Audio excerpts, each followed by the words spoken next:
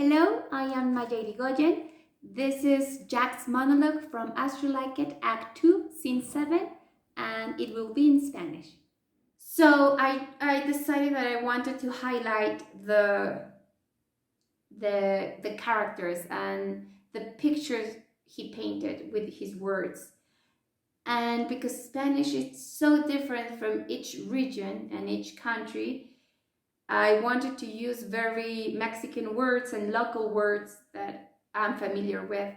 So for my translation, I used different translations, official ones and amateur ones, and from plays that I researched, and I did my own mix and match translation, highlighting the idea behind it.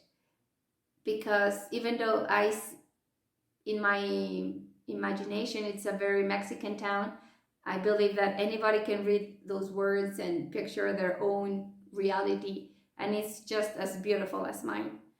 My favorite line from Jaques' monologue in Spanish is the last part. Sans eyes, sans taste, sans everything. Sin ojos, sin gusto, sin nada. And I think it's beautiful. It's so sad, but beautiful how he describes the last stage of life, how we become kids again, and how it doesn't matter what we were and how big we were or important. We go back to the beginning as little kids, and we behave like kids, and people treat us like kids. And at the end, there's nothing. And we don't know what's after that. And I don't know. I think it's beautiful in English. The S from sans and the S from sin in Spanish. And I don't know. I find it very funny that sans comes from a French root, so it's Latin too. So maybe that's why it translates so beautifully.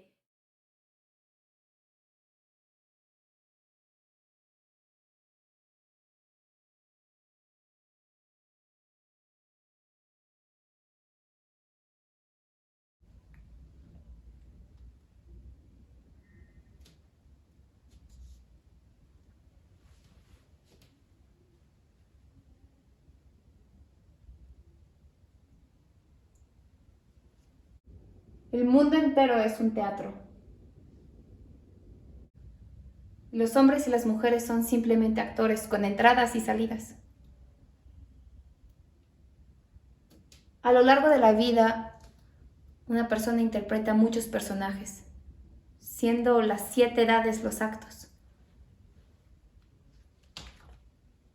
Primero, el bebé,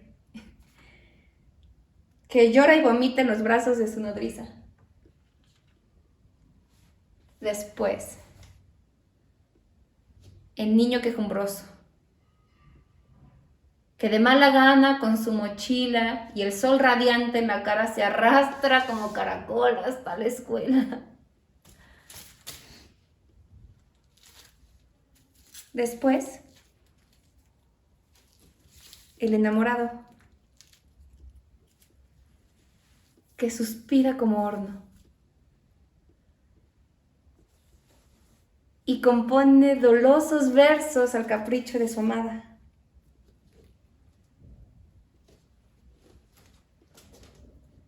Luego el soldado, con barba de leopardo,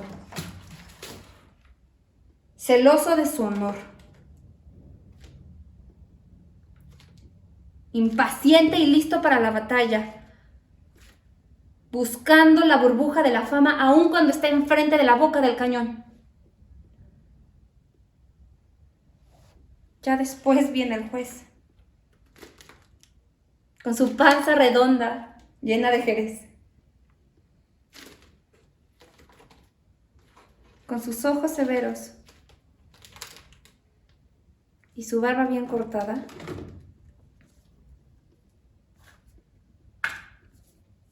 Dice sabios dichos e historias comunes.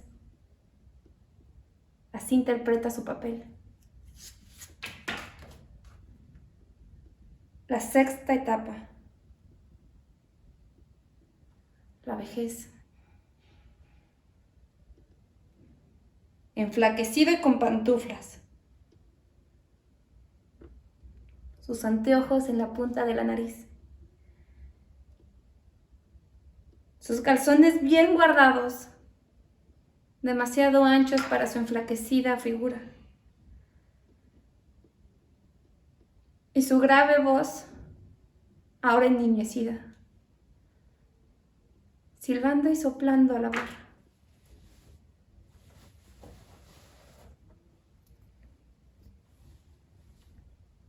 En fin,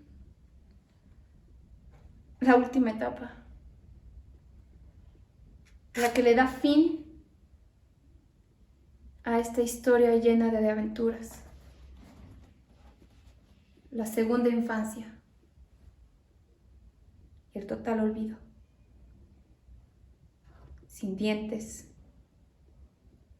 sin anteojos, sin gusto, sin nada.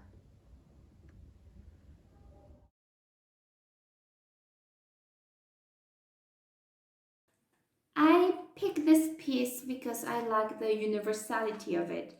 I love the idea that it doesn't matter where you're from, what language do you speak, your ethnicity, sexuality, religion, like we are all humans and we all share, we have like a share idea and experiences.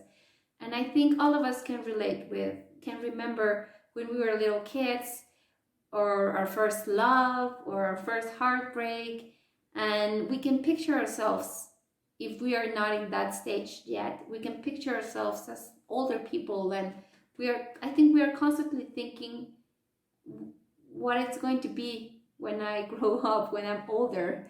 And I don't know, I love that. And for some reason, ever since I first read this part, well, this piece, I always picture it as in this Mexican old town.